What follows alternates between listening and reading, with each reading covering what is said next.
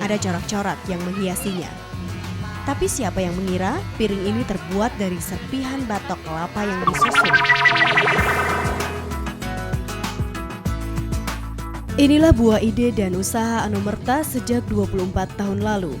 Tidak terhitung sudah berapa banyak benda seperti piring, pajangan, dan mebel lahir dari tangannya.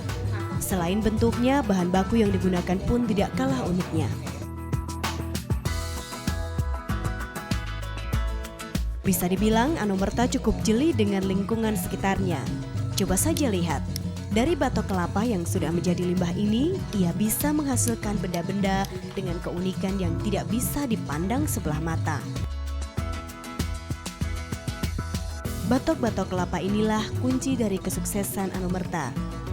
Namun tidak sembarang batok kelapa digunakannya. Kalau yang batok kelapa yang bagus yang kita pilih itu ukuran ketebalan dan warna. Jadi kita kan kalau batok kelapa yang hitam itu kan tidak mesti hitam semua. Ada juga yang warnanya agak coklat, ada juga yang kemerah-merahan, ada juga yang ada putih-putih buram gitu. Jadi itu enggak kita pakai, yang kita pakai itu yang hitam mulus. Jadi ukuran ketebalan merata 3 mili. Di bengkelnya ini sekitar 10 orang karyawan mengerjakan berbagai jenis kerajinan batok kelapa. Bila dilihat sekilas, piring ini sama dengan piring pada umumnya. Ada corak-corak yang menghiasinya. Tapi siapa yang mengira piring ini terbuat dari serpihan batok kelapa yang disusun? Membuatnya tentu tidak semudah yang dibayangkan. Batok kelapa yang sudah dipotong-potong kemudian disusun di atas cetakan piring.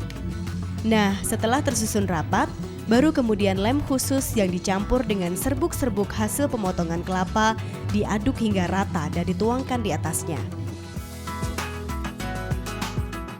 Tidak seperti piring ya. Jangan kecewa dulu, ini hanya sebagian dari beberapa proses pembuatannya. Setelah lem kering, piring yang setengah jadi ini digerinda dan dihaluskan dengan sebuah mesin.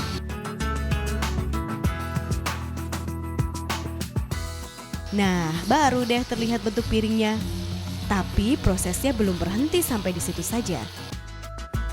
Piring ini harus ditambahkan lem dan digerinda lagi sebanyak 2 kali. Inilah hasilnya. Piring batok kelapa yang tidak saja kuat, tapi juga punya nilai seni yang tinggi. Tidak saja piring, Anomerta mampu membuat berbagai jenis barang lainnya, yang tentu saja bahan dasarnya berasal dari batok kelapa. Kalau model ya, model-model yang polos begitu orang lebih suka daripada model-model yang kita buat lekuk-lekuknya banyak gitu. Orang kadang-kadang nggak suka, katanya stres yang lihat. Pelanggannya pun tidak bisa dianggap enteng. Malah kebanyakan dari mereka berasal dari luar negeri. Namun kini hasil penjualan barang-barang ini merosot amat tajam. Semenjak bom bom WTC, setelah itu ada masalah-masalah lainnya juga ya, seperti ada bom Bali, ada kasus flu burung dan lain sebagainya. Itu kan sangat banyak sekali itu pengaruhnya dengan tamu pariwisata juga. Bengkel yang dulunya bisa memuat 100 orang karyawan, kini hanya terisi sekitar 10 pekerja saja. Ini karena pesanan yang semakin hari semakin tidak menentu jumlahnya. Tapi bagi Anomerta, penurunan pesanan ini tidak pernah menyurutkan langkahnya untuk tetap berkarya. Ia tetap akan membuat sesuatu yang baru dari bahan-bahan yang telah menjadi limbah ini. Yunita, Kadek Baruna, Trans TV Gianyar, Bali.